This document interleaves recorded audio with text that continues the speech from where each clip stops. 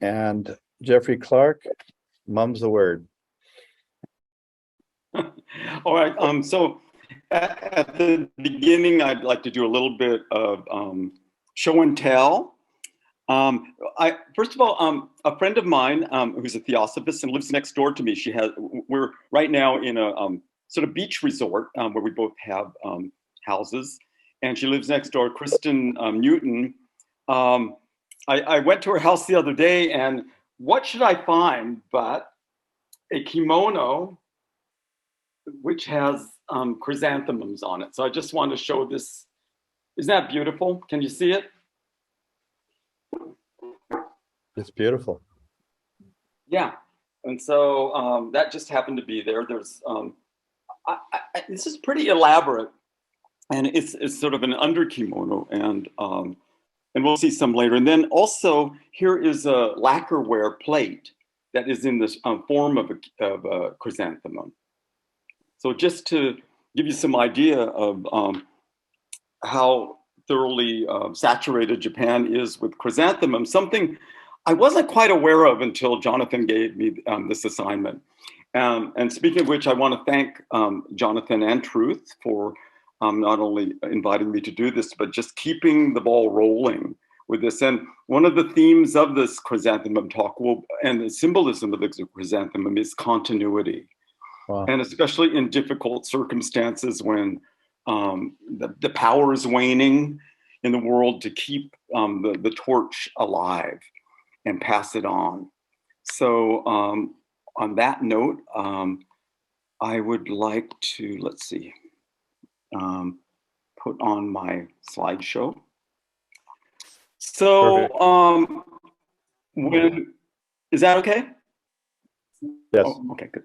So when Jonathan invited me to do this, I thought, these other people are getting rose and lotus. Well, I get chrysanthemum. I mean, like rose and lotus are clearly these sacred flowers. And chrysanthemum, I wasn't so sure about. So my first idea was to do chrysanthemum sushi. And you can see it here. This is for celebrating the Chrysanthemum Day. And chrysanthemum can be eaten. You can have chrysanthemum petals, especially a special kind. And but my idea of sushi was sort of like to take like 6 or 7 topics which are kind of related to chrysanthemums and string them together and somehow find a framework for presenting that, and that would be it. But as I got into it, I realized that it's there's a lot to talk about, and I hope I get it all in within the time allotted.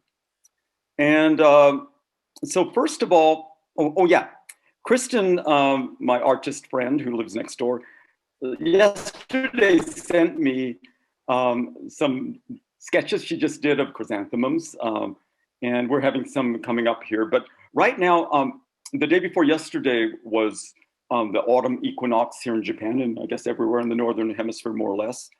And it's one of the 2 Buddhist holidays in the year. Japanese, like most Asians, love holidays. They have a lot of them. But there are only 2 that are Buddhist, explicitly Buddhist. And on this day, people, and sort of the whole week of the autumnal equinox, people go to temples where their ancestors' graves are, and they offer flowers and they pray for the well-being of their ancestor in the other world. And these particular flowers on the left, the amaryllis, they just bloom all over the place. They just spontaneously bloom. And they're called the equinox flower. That's the name, Higanbana. Now, I have a question. I'm a school teacher, so I'm always posing these quiz-like questions. What is the country of the world that has the word flower in its name? Anyone want to take a crack at that? Okay, it's in the language of that country, so maybe it's a little bit hard. So I'll give you the answer. It is 中华人民共和国. In other words, the People's Republic of China. And these first 2 characters you see here, Zhong is center. I think maybe some of you recognize that. And Hua, it's written below it. There are two different ways of writing it. Hua is flower. So it's the Central Flower People's Republic is the literal meaning of the Chinese of the PRC.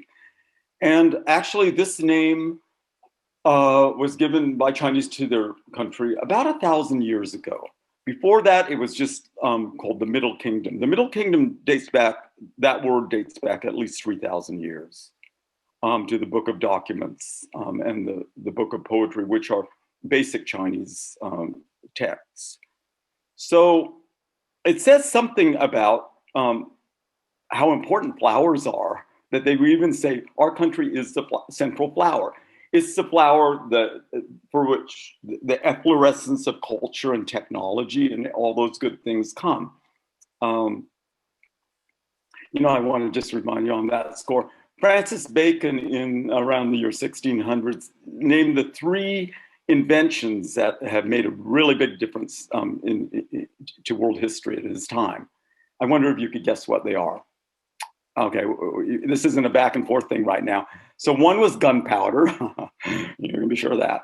One was the compass, and the other was printing technology. And all 3 of them came from China. So that's something to think about now now that Afghanistan's over, we're gonna take on the PRC. Okay, here.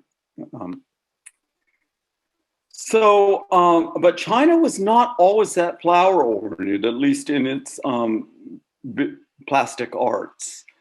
You see, these are on the left, the Shang bronze artworks, a lot of them for ritual purposes. And so far as I know, they didn't have any sort of flower-like stuff in them. They had a lot of kind of dragons and other monsters in them. And formally, they're very beautiful, but flowers weren't what they were into at that time. The poetry had a lot of flowers in it. So Chinese have always had an appreciation, but not in that kind of artwork. And when did that start? I think it started with Buddhism. So you see on the right hand, a jade work. Jade work, silk, and tea are 3 unique gifts that China has given world civilization. And I think this has some chrysanthemums in it. I think the flower theme in art came from India. It came both from Central Asia and through through the ocean. And oh, by the way, I just got a notice saying your internet connection is weak. If for some reason you can't hear what I'm saying, please let me know and I'll repeat it. I'm out in the countryside, which makes it even harder to get good internet connections. So as time went on, China became more clearly flower oriented. And one of the things that the Chinese developed is called the Hua Niao Hua. And flowers and bird pictures, flower and bird pictures. So there's a lot of Chinese art that's just birds or sometimes insects, small animals, and flowers. Or it's just a really, often these 2 works are sort of light and outside and airy. And, you compare them like with European still life paintings, and you see that China's more, nature oriented in that sense, and less possession, my things. But sometimes these works, here you have a crane and a pine, and both of these are symbols. The pine is a symbol of,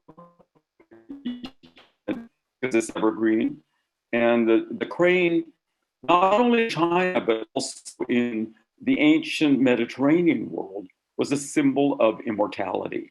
And both in Crete and in China, the crane was associated with labyrinths and immortality.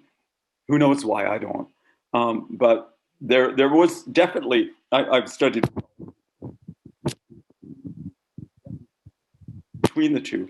Oh, okay, thanks, Monica. Yeah, let me see. Is it better now?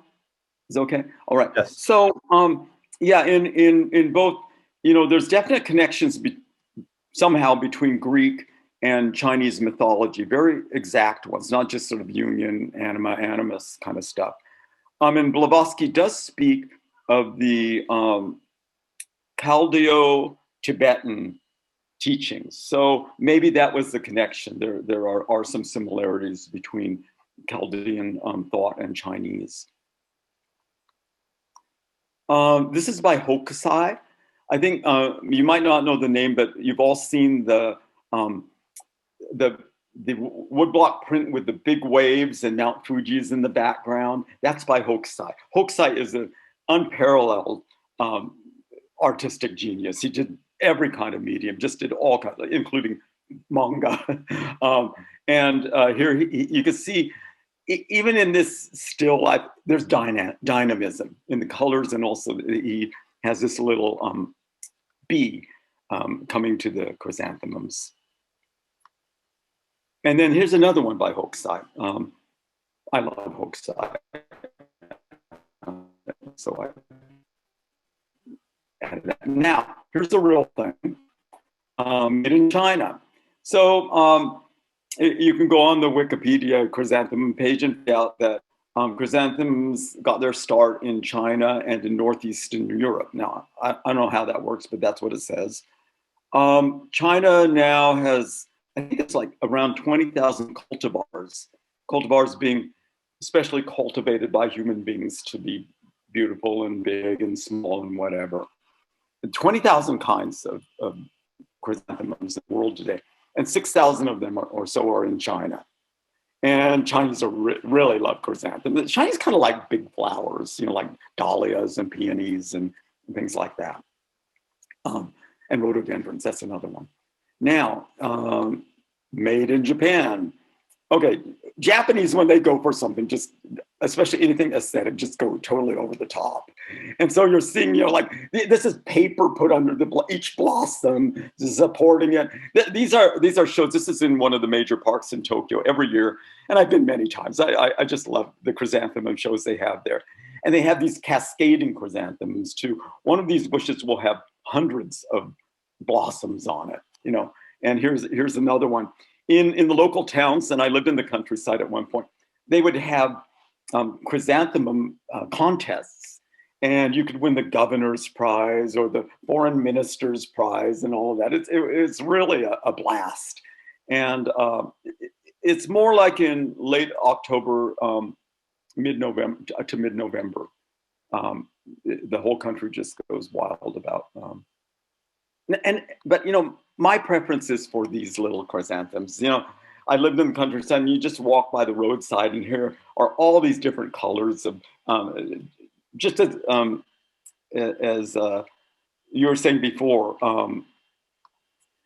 you know, you walk and you get lost somewhere, hopefully, and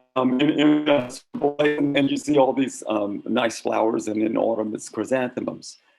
Now, I want to mention, just for scientific purposes, the Asteraceae family exists, and it's one of the two biggest families of flowers. And Asteraceae starts with aster, and aster is one of the prominent members of this 32,000 member family.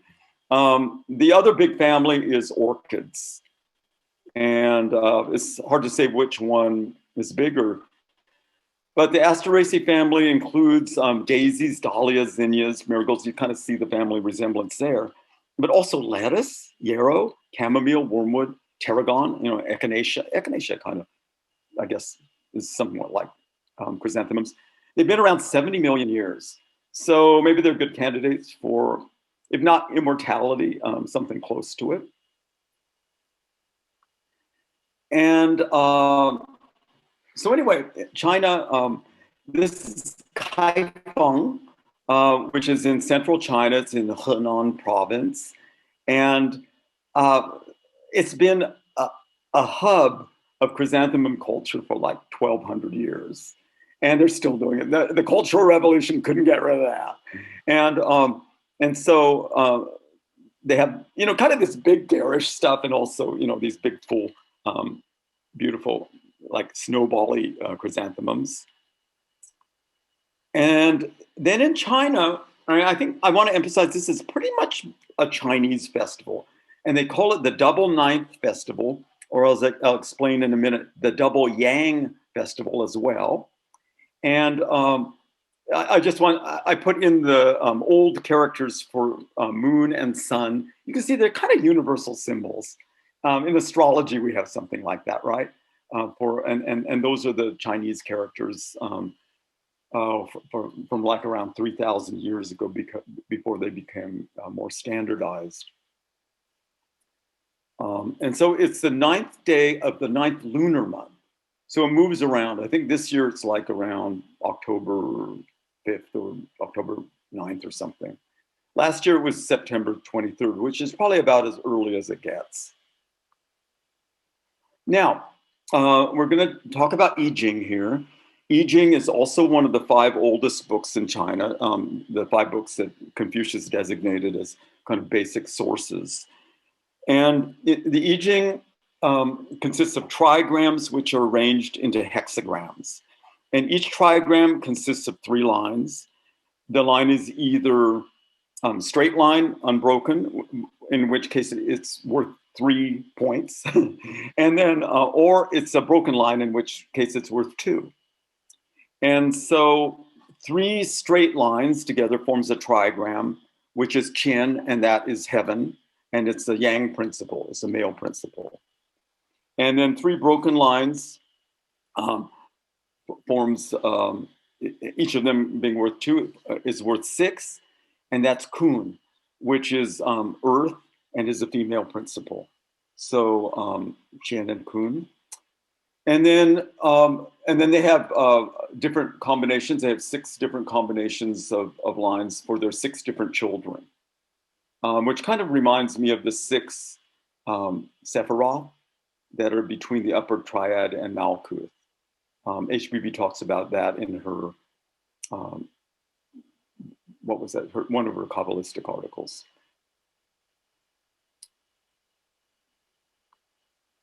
Now, the first 2, there's 64 hexagrams.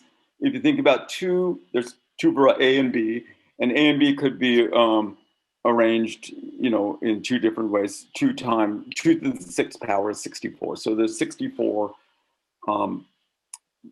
different variations. And the first 2 is heaven and earth. So it's all yang. The first one is all yang. The first one is all yin. These are the basic ones. Now, the first month of the Chinese Lunar New Year, Lunar New Year begins kind of toward the end of January or in mid-February. The Lunar New Year is the 2nd new moon after the solstice. It's really a solar Lunar New Year.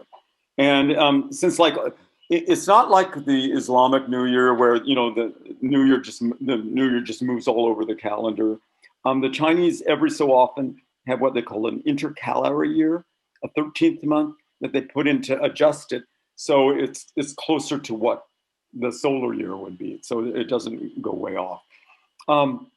So you can see there's the yang is at the bottom and yin is at the top, and this means peace or a harmonious condition. So the movement in the hexagrams is from the bottom up. So you see, since they've gone past the solstice, the winter solstice, yang is coming back into play, yang is moving up, and yin is disappearing. And it's just right a balance at this time. And so there's peace and harmony. Now, when we look at the 7th month, which is from August to September, is stagnation. So what's happened is that they've had that full yang period somewhere in the middle. I think that's the 5th month, if I'm not wrong. And then it's gone over. The solstice, the summer solstice is over, and there's nothing new coming on, so it's stagnating. So these 2, this is the 11th and 12th hexagrams, they're paired. All right, here's one that is the 12th month, before the new year. And you can see it's January to February. So It's just after the solstice, the month in which the solstice takes place. So there's only 2 yang at the bottom, and it's called approach. So the new year is approaching. They're approaching the new year. And then the 8th month is called contemplation. And that's where we are right now in our calendar. It's from September to October. And I wonder if any of you feel what I do, that when September, we get into September and then, it gets into autumnal weather, we become nostalgic, we become contemplative, and maybe we feel like curling up and reading some book. That's, anyway, the Asian view of that month. And not just the Asian view, because you see here, okay, another school teacher quiz. Who said the owl of Minerva spreads its wings only with the falling of dusk? In other words, autumn. Okay, it's the blue-eyed philosopher who HBB praised in The Secret Doctrine as a great philosopher. It's Hegel.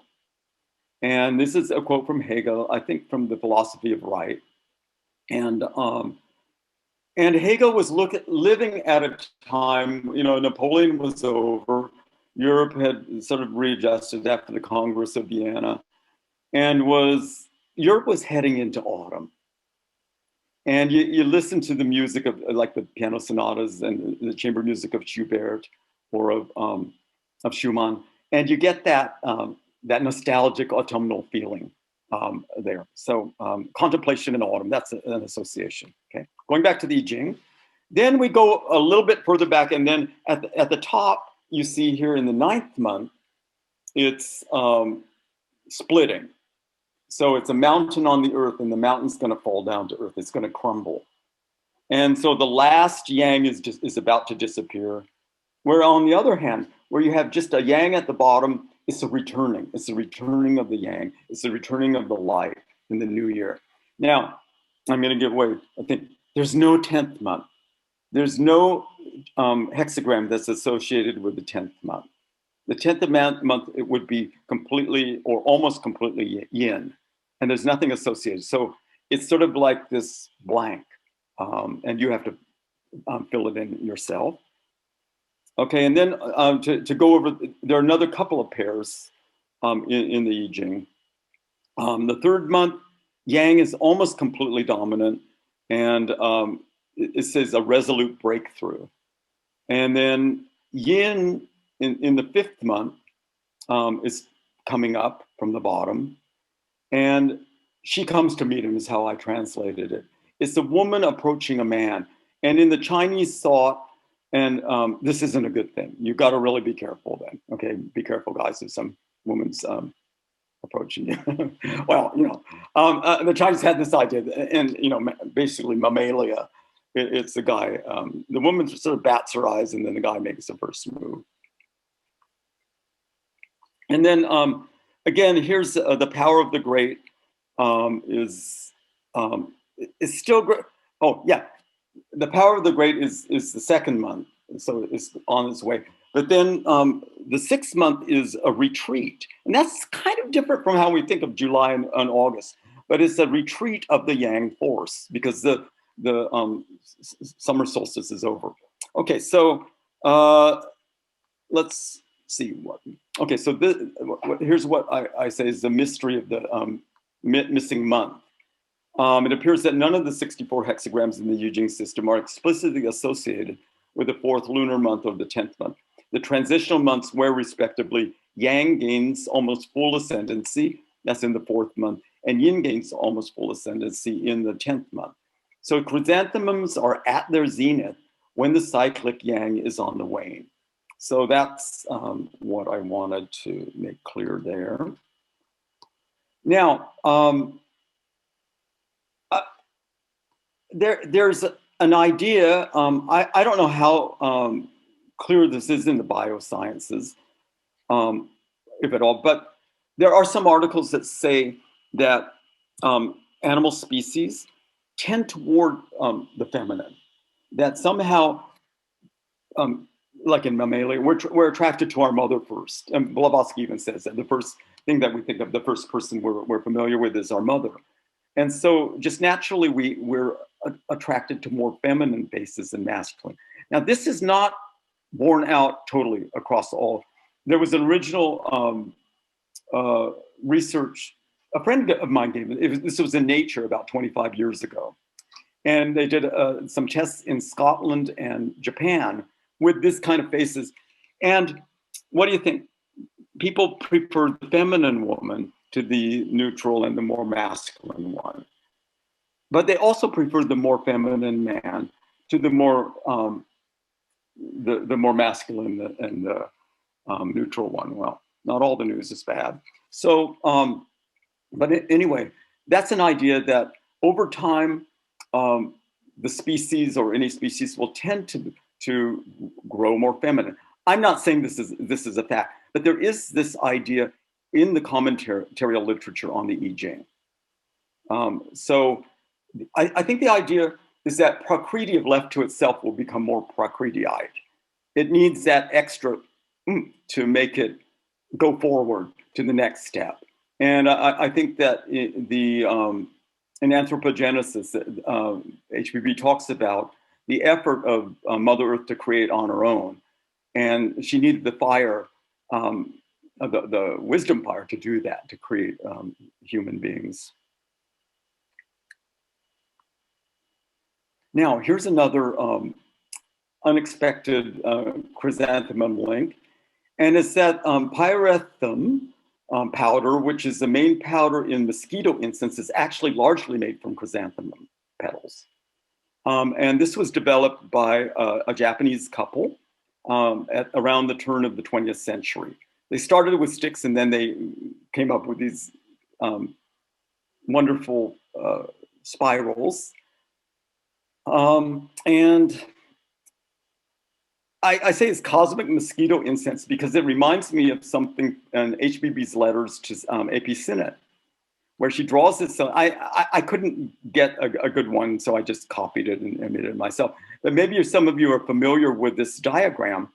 And in the original letter from HBB, the dark line is red and the dotted line is blue. And HB explains that the central point, Brahma's egg, the all spirit. Okay, that's the logos and beyond. And the central point, Brahma's internal egg, is matter. And note bene, here matter is purely spiritual, the spirituality of evil, the other being the spirituality of good. This is all what HBB wrote. The spirituality of evil and the spirituality of good. So the spirituality of evil would be the centripetal force of matter being attracted to the center of the spirit. And the spirituality of good would be the all-giving force going out from the center. And I think this is, okay, anyway. So this also is HBV's letter. Red is matter or the nether seven worlds. Matter evolutes from without within, okay? Blue is spirit or the upper worlds. Spirit evolutes from within without. This double evolution represents our humanity and world and the six simultaneous with it, the material, and our six simultaneous spiritual ones, or the upper worlds. So the balance is necessary, obviously, between those centripetal and centrifugal forces. I mean, you can say one is good and one is evil, but basically need harmony, and inharmony is the real evil, anything that creates an imbalance. So going on, okay, that's sort of the philosophical underpinnings about what I'm going to discuss now. Getting to the double ninth celebrations. On the 9th day of the 9th lunar month, many Chinese people climb mountains, drink mum tea or mum wine, visit their ancestors' grave, do something special for the elderly members of their family, give them a massage or fix their favorite food. And they view chrysanthemums. And I found this very interesting because this past week in Japan, we had two holidays, Respect for the Aged Day and the equinox, both national holidays. And on,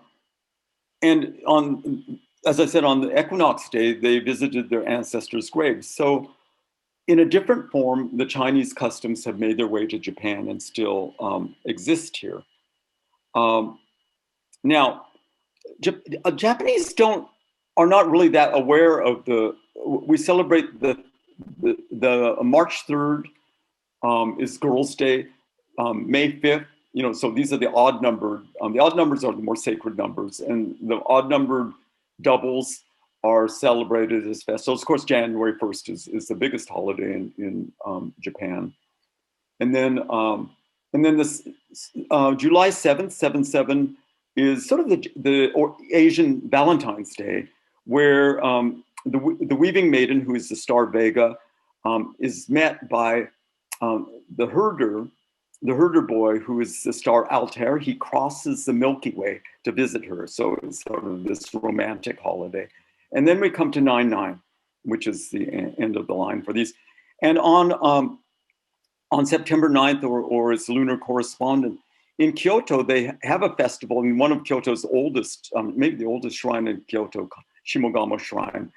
And schoolboys do sumo. Sumo used to be something that all the schoolboys in Japan could do. In Mongolia, they still do that. They still do wrestling. But and schools used to have actually a dohyo, a place where boys would do sumo. But that's pretty much over now. I want to just mention in Shimogamo, they have this big pyramid of white sand. And that was taken over. If any of you have been to Japan and been to Kyoto, my favorite temple there is the Temple of the Silver Pavilion, has the best gardens. And they have this kind of cone with the cone. They took the cone, but they chopped off its top. And it kind of looks like a big sand pudding. And it's a very suitable object for Zen contemplation. Am I projecting the pyramid top?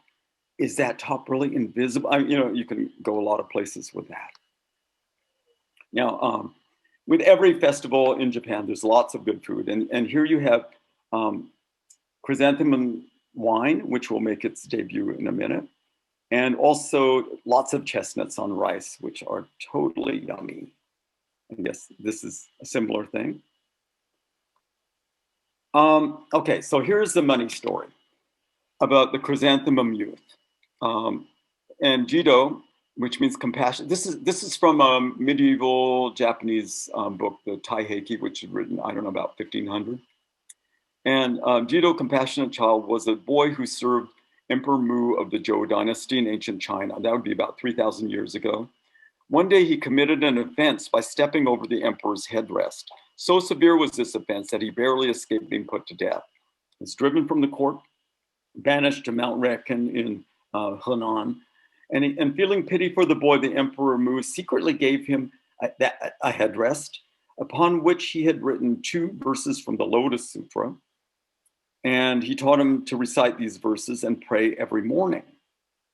So when Jido copied the verses onto a chrysanthemum leaf to remember them, the dew that formed on the leaf, on which the Lotus Sutra's quotes were written, the dew that formed on the leaf became a miraculous elixir, and the boy who drank the elixir became a hermit, remaining eternally youthful for over 800 years. Actually, according to the story, it would have been more like 1,400 years.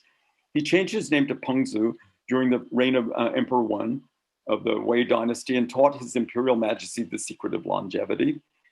The emperor, who continued to partake from the chrysanthemum cup, enjoyed 10,000 years of longevity, or I guess he is enjoying them now. This is the origin of the chrysanthemum festival. So that's the story. And you can see a chrysanthemum fan, which is used for the no drama, which has you can see here a no drama that's based on the story. It's the chrysanthemum youth, or it's sometimes called the pillow youth or the headrest youth. It's kind of blurry, but you can see, of course, the main character, the youth, is in center. He's kind of in his home there with lots of chrysanthemums in front of him. And then a emissary has been sent by the emperor of that time in the Wei period, which is around 400 AD. The emissary, they began to notice that there was this miraculous water flowing into the realm. And the emperor said, hey, you got to go check this out. So he goes up and he hears the story. And then the beautiful young man offers some wine to the emissary and also to the, or wine, or this miraculous elixir to the emissary and also to the emperor. So that's the story. It's one of those no plays. Oh, here are the masks, and then there's a kimono, and in you can see on the left they actually usually in no they wear masks, but in this particular one they had. I say this boy's around 13 or 14, and he'd been trained probably since he was 4 or 5 years old, and so he could perform the main role. This is really a beautiful play. It's one of those plays, it's not about plot at all. It's just about sort of the audience and everybody involved being blessed with this idea that somewhere there is this miraculous elixir that frees people from the ravages of old age and death. And yeah, and it's associated with this wonderful flower that gives us such joy in autumn. Now, Japanese always airbrush everything. They're very aesthetic people, beauty über alles. And so they got rid of some of the, the less savory aspects of this story. I don't know, or sort of the, I don't know if you say. And the original story was that the emperor was in love with this boy, this younger man. And so, and actually this picture is obscene. And I just showed the non-obscene parts, this being a family show. And so it was this young man who stepped over the emperor's pillow. The emperor and he were sleeping together. And at some point, he stepped over the emperor's pillow or headrest. And then in China, to touch somebody's head is really an insult. That's really a problem. I remember when I lived in the countryside in Japan, children passed by on their way to school and back every day. And I talked with the kids and sometimes gave them snacks. And there are a couple of Chinese brothers there. And their parents ran a restaurant and they would send the kids to buy groceries and stuff, which, you know, Japanese parents would never do. And the kids were really nice. And I patted the older son on his head, with something you do a lot with Japanese children. And he batted my hand away just like that. And I realized, oh, okay, I remembered then, I apologized, that you can't touch a Chinese person's head. So to step over the emperor's pillow would be a capital crime. And the emperor was being really merciful by not having this young man killed. He sent him into exile. Now, I'm wondering if there's some other story or way of interpreting this. Okay, yeah, this is, so what I found in the course of this is that a lot of the emperors had younger lovers, male lovers, as well as wives, lots of wives. They were pretty horny. And in this one, this particular one, the boy, I mean, this is really robbing the cradle. The boy fell asleep on the emperor's sleeve. The emperor had to go to some meeting, so he had the sleeve cut. And even today, the cut sleeve means, you know, homoeroticism. But when I read the story, I wondered about this. Did the young man do that on purpose? So it isn't something you just, yeah, I got up and I just walked over the emperor's pillow. So it was like he wanted to extricate himself from that relationship, even if it meant death. And the emperor acknowledged that and showed that he acknowledged that by giving him this pillow and this magic formula, which would basically give him youth and immortality. So that's a story that has a lot of things that you could think about. And one of them is the question of what's the right relationship between males and what are wrong ones, and yang and yang. So, you know, this is a yang day, okay? And so it is associated with an emperor and a story in which there was male eroticism. But it brings up that this question, and is this topic connected with stages in racial or cultural cycles? So we saw that the whole thing of the waning of yang is a cyclic thing. And how is this story linked with love between males, eternal youth, and immortality? And the picture that I have here is of, along with Hokusai, the other greatest Japanese artist, Sesshu, of Hui Ke presenting his arm. He cut off his arm and gave it to Bodhidharma. He wanted to become Bodhidharma's. Bodhidharma, of course, was the person who transmitted Zen to China. He's one of the patriarchs directly in the line of the Buddha. And Hui Ke went to him and he said, no, just forget it. You don't have what it takes. And Hui Ke said, look, I want, oh, come on. So he said, and then Hui Ke cut off his arm and presented it to Bodhidharma.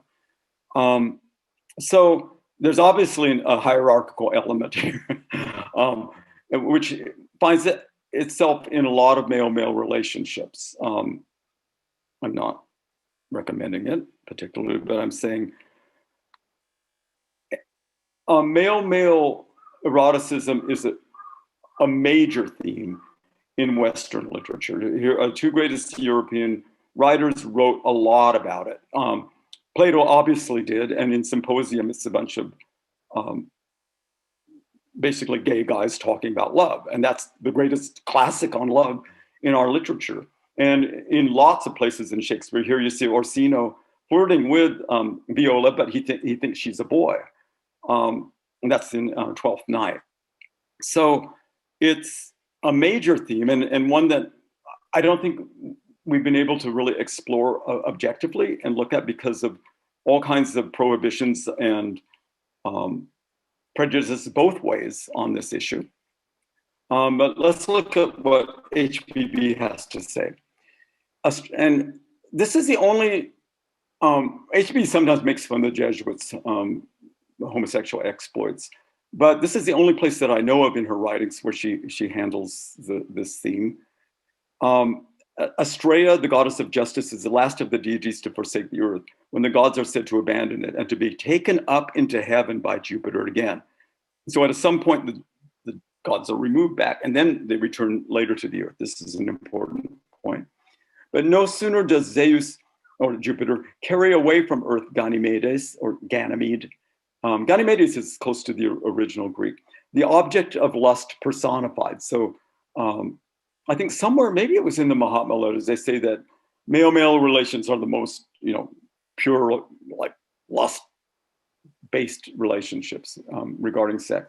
Then the father of the gods throws down Astrea back on earth again, on which she falls upon her head. Astrea is Virgo. It is inseparable from Leo and from the Pleiades and their sisters, the Hyades, of which Aldebaran is the brilliant leader. So Pleiades, Hyades, Aldebaran. Aldebaran is Alpha Tauri. These are in Taurus. All of these are connected with the periodical renovations of the earth with regard to its continents, even Ganymedes, who in astronomy is Aquarius. And you notice here that in astrology, they have the mutable signs, the cardinal signs, and the fixed signs. Well, here, HPB is mentioning three of the fixed signs, Leo, Taurus, and Aquarius. And then Virgo is connected by Subba Rao in his article on the 12 signs of the zodiac, is connected with Scorpio. So you have the four elements here as well. Oh, sorry. Oops. Okay. Astrea, the goddess of justice. This is a continuation of the quote. This is Secret Doctrine, Volume 2. The goddess of justice is the last of the deities to forsake the earth when the gods are said to abandon it and to be taken up into heaven by Jupiter again. But no sooner does Zeus carry away from earth Ganymedes, the object of, wait a minute. Did I read this before? Oh, okay, I skipped this, okay. I'll read it quick, or you can. We learn particularly from the Timaeus of Plato, this is the beginning of the quote, that the Egyptians believed the world to be subject to occasional conflagrations and deluges. The sect of the Stoics adopted most fully the system of catastrophes destined at intervals to destroy the world. These they taught were of two kinds, the cataclysm or destruction by water, and the epurosis or destruction by fire, submarine volcanoes in which the subterranean fire joins with the superterranean fire. From the Egyptians, they derived the doctrine of the gradual debasement of man from a state of innocence. And then toward the termination of each era, the gods could no longer bear with the wickedness of man and the shock of the elements, or a deluge overwhelmed them. Beta degeneracy into magical practices and gross animality of the Atlanteans, after which calamity, Astrea again descended on earth to renew the golden age. So Virgo Astrea is the beginning and the end. And this is can be related to, in Phaedrus, Socrates is talking about the round that the gods make, and everybody tries to follow after them in this huge cycle. Phaedrus is a pure, really mystical work. And he says that all 11 of the 12 gods go with Zeus, or Zeus is one of those 11, and Vesta stays home. So Virgo is fixed. Virgo doesn't move. Vesta is Virgo. And I believe that the cycle is going backwards, like the recession of the equinox, going backwards through the signs from the point between Virgo and Leo. That's the cyclic point. And it's symbolized by the Sphinx, which is, the woman and the lion joined together. The Sphinx in the Oedipus story says, what has 4 legs in the morning, 2 legs at noon, and 3 legs at night. There again, you see the 4-3-2 number, the number of the cycle, which links the Sphinx with the cycle. And so if indeed the Virgo-Leo line, the point between them, is the beginning of the cycle, that would be correspond to the spring equinox, with the point between Pisces and Aquarius corresponding to the autumnal equinox. In other words, cyclically, if you look at in that one, this is called the Platonic year, the 26,000 year cycle of the recession of the equinoxes. And so we have just entered into the autumnal part of that year significantly. According to Judge and HBV, it was around the year 1898. Now, moving from that to back to Japan, I realized, there's a very good book on Japan written during the war called The Sword and the Chrysanthemum by Ruth Benedict. She'd never been to Japan, and yet she wrote this excellent book. And in the post-war period, there were quite a few outstanding movies with chrysanthemum in the title. You see one on the left, the right is the story of the last chrysanthemum, and the other is about this youthful love. And both of these have tragic endings. I Loved You Like the Wild Chrysanthemum by Kinoshita, who's an underrated director. The one on the right is by Mizoguchi, who's along with Ozu and Kurosawa, are the 3 greatest of the post-war directors. Now, I said, what is the position of the chrysanthemum in Japan? Japan is a great horticultural superpower. What is the position of the chrysanthemum among all those plants? Here you have the pine. It's a symbol of eternity. There's pines all over Japan. On a no play, there's always a pine at the background. So what's happening, the stage is completely square. And so the square is the earth, the earthly world. But whatever happens in the earthly world, there's this background of the eternal. That's in no theater. And then you have the symbol of evanescence, the cherry blossom. And a lot of Japanese like the cherry blossoms when they're falling. That's the most evocative for them. The cherry blossom was the symbol of the kamikaze corps, of these young people who would lose their life pointlessly, in my opinion, for war. My closest Japanese friend who's passed away, he was a kamikaze. If the war had lasted one more week, he would have blown up on some plane. And whenever he saw cherry blossoms, he got kind of a weird feeling, because just thinking about that. But in Japan, I would say that the chrysanthemum is a symbol of continuity. This is the imperial crest. So in Japan, family crests are basically flowers. The second family, then the aristocratic Fujiwara family, theirs is the wisteria. The shogun's family, his was the hollyhock, and so forth. But this was in 1183, so relatively recently. The imperial clan has existed for about 1800 years. It could be a lot longer than that. This was adopted. This has 32 petals. And I want to say something about the emperors. The emperors in Japan were usually not very powerful. This is one of the last really powerful emperors, and he ruled in 735 to 806, or he lived 735 to 806. He moved the capital from Nara to Kyoto, where it remained for 1,000 years. And he wrote a poem about the chrysanthemums, made the first recorded poem in Japan about chrysanthemums. Then there was another emperor, Go-Toba, who was not nearly as successful in political terms. He retired when he was in his teens, tried to get back power, and he failed completely.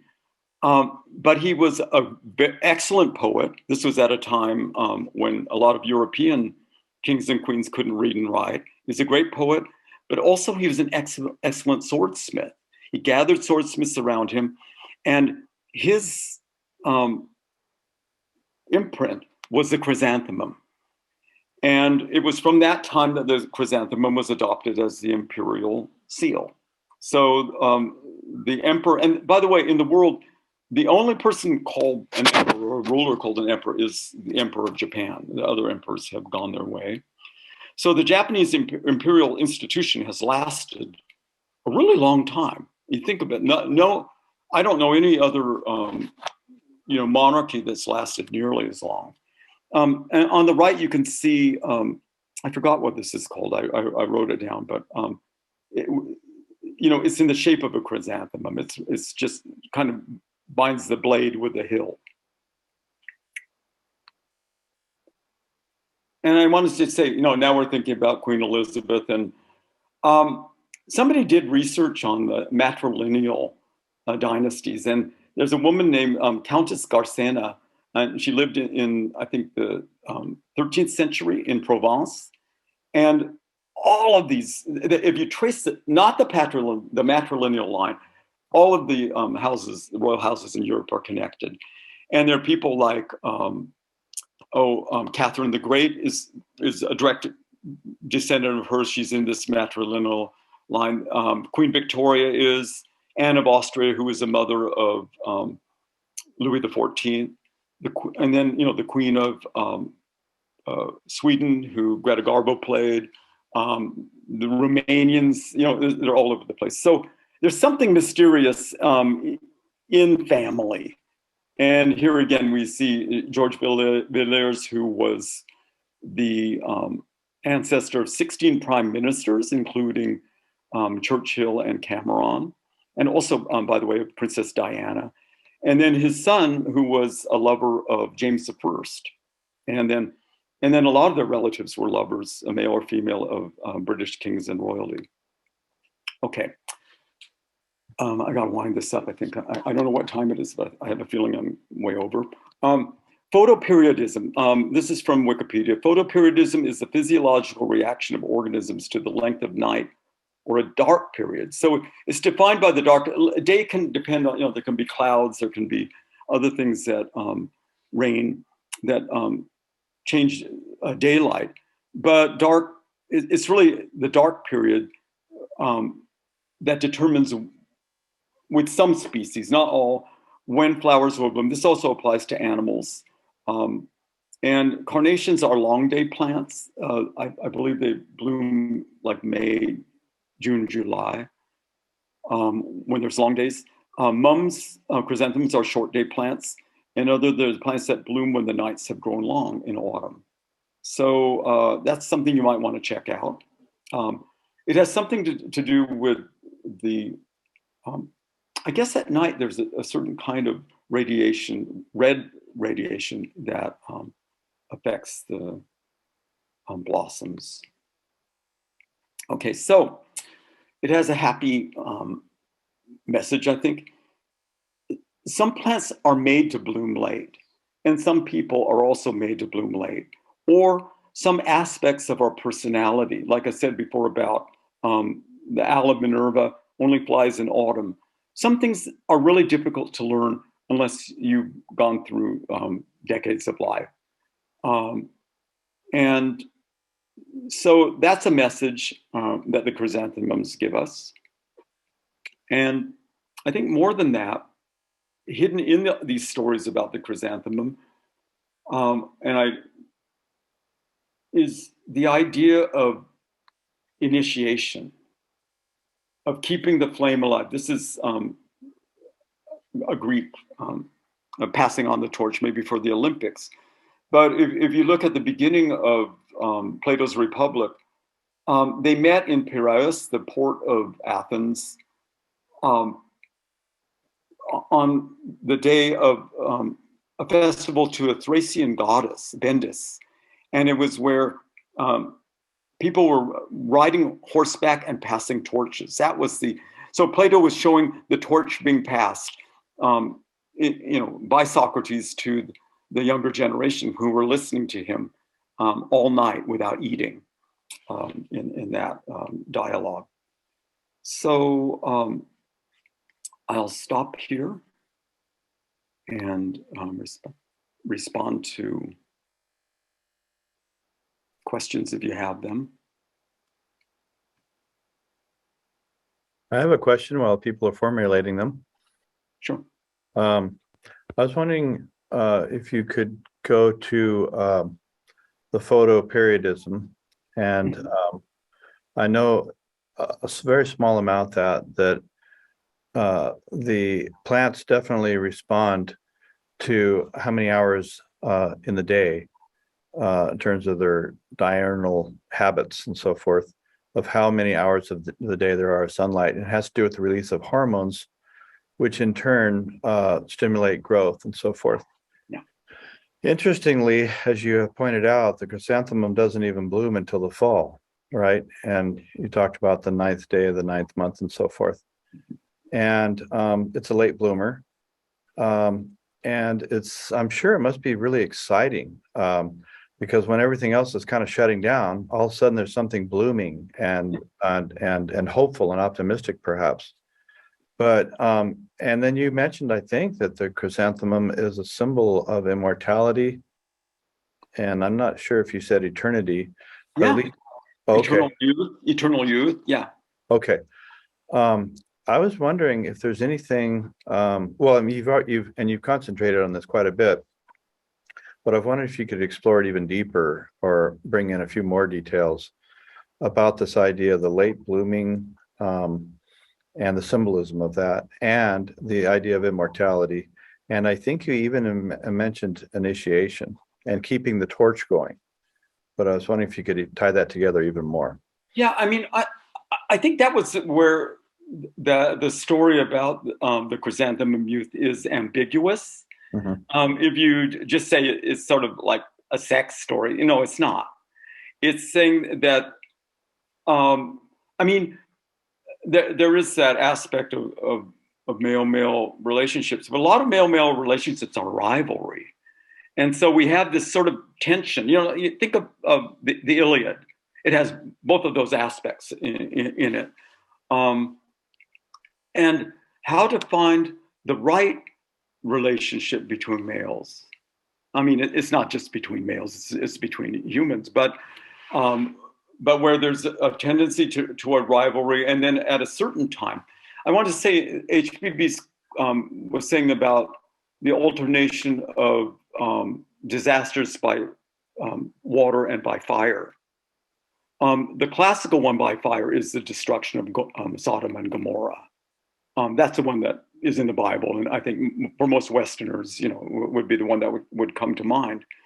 And we're in the 5th race, we're due for a disaster from fire. So it would.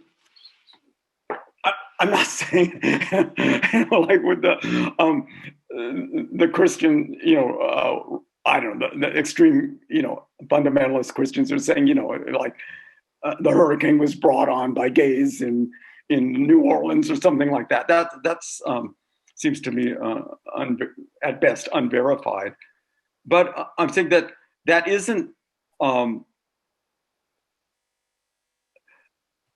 I guess there would have to be a middle way between what would be in its extreme form represented by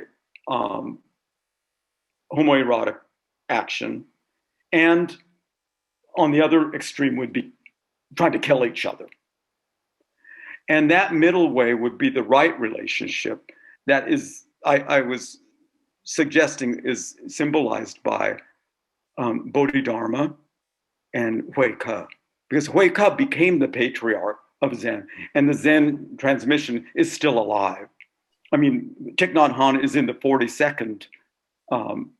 42 is an interesting number, in theosophical history too. HBB was 42 when her, and so forth, and Judge was 42 when he had a lot of things. So, but aside from that,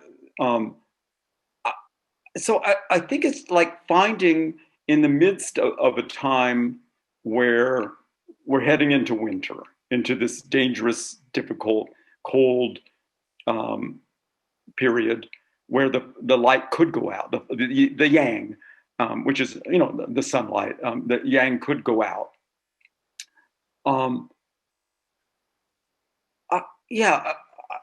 I think it's, and I think there's also something about beauty here.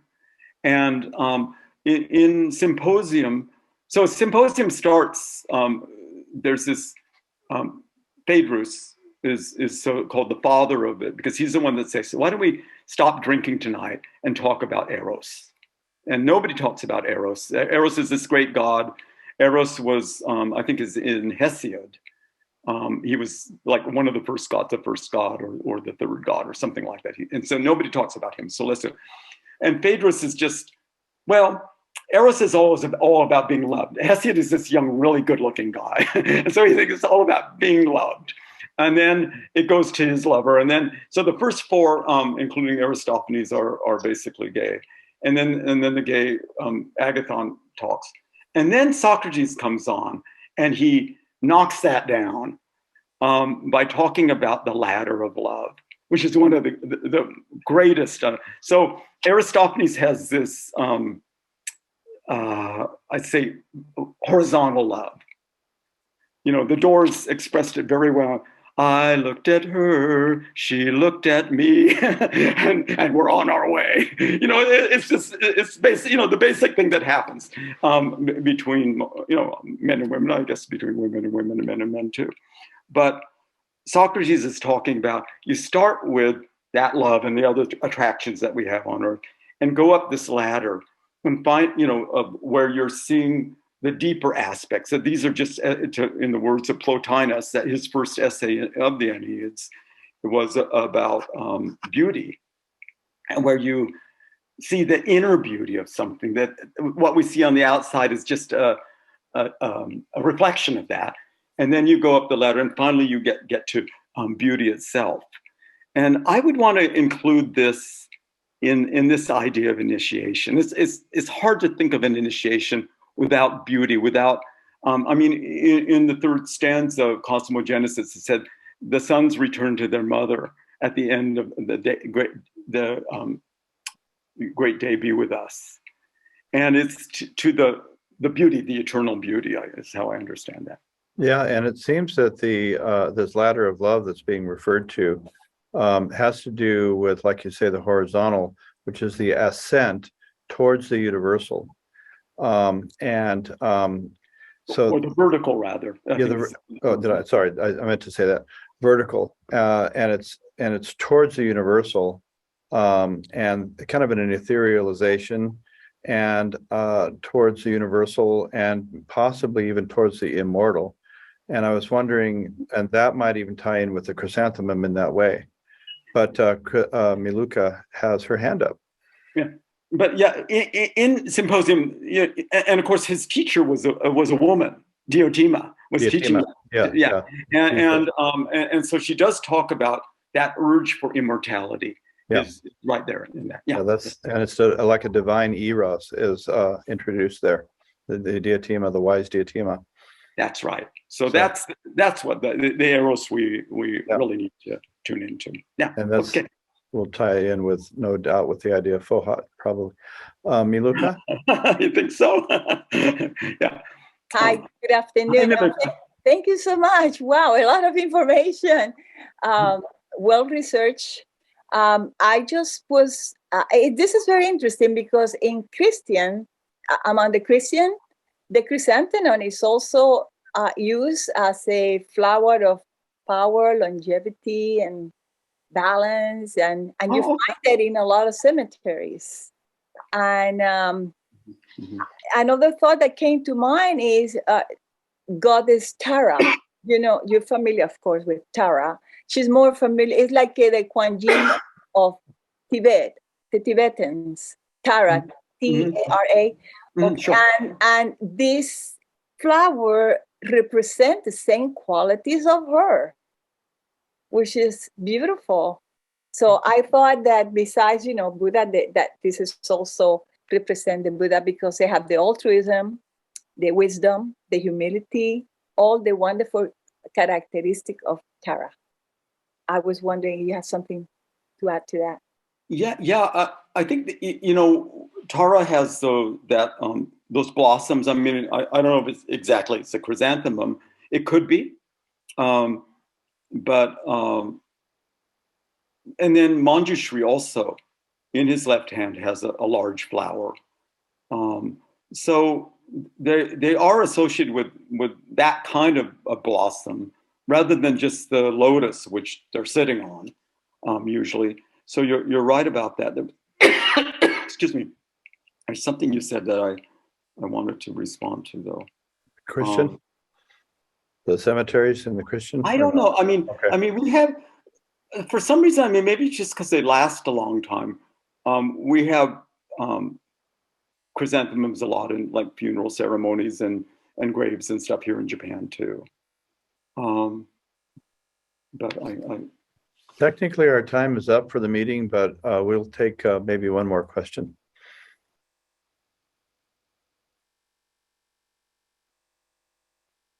There goes Monica. Oh, yeah. Thank you, Jeffrey. This was just wonderful. So comprehensive and so full and complete. I just wanted to make sure I understood something that you said. That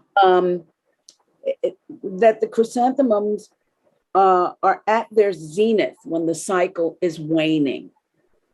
Did I get that correct? Yeah. I mean, I'm saying they bloom in October and November. And that's a time when, the part I did about the Yi Jing is saying that's a time when the yang has faded out and the new yang that comes in the 12th month hasn't, or the 11th month hasn't come online yet. Yeah. Yes, I see. I wanted to know, because it blooms when it does. And I've heard you say earlier that the chrysanthemum also symbolizes continuity. Do you also think that it symbolizes a culmination, that it somehow symbolizes all, because it blooms when it does, that it also symbolizes what we've accomplished at this point? Yeah, I don't know. Yeah, that's interesting. That's a question I hadn't really thought about. I don't know if any flower. I didn't think of it like that, and looking at it, but I guess, of course, immortality means uninterrupted consciousness on every level of being. Yeah. So that is a high achievement, when you say, and so certainly that, and actually in the no play, there is something about where the chrysanthemum youth says, yeah, I haven't been sleeping, and that type of thing, which would, in occult terms, Blavatsky said, for example, that adepts don't dream. And so they make that a conscious transition into those planes. So yeah, I mean, of course, that would be the real achievement of the cycle, and not those other outer achievements which would fade away, like flowers are inevitably do. So,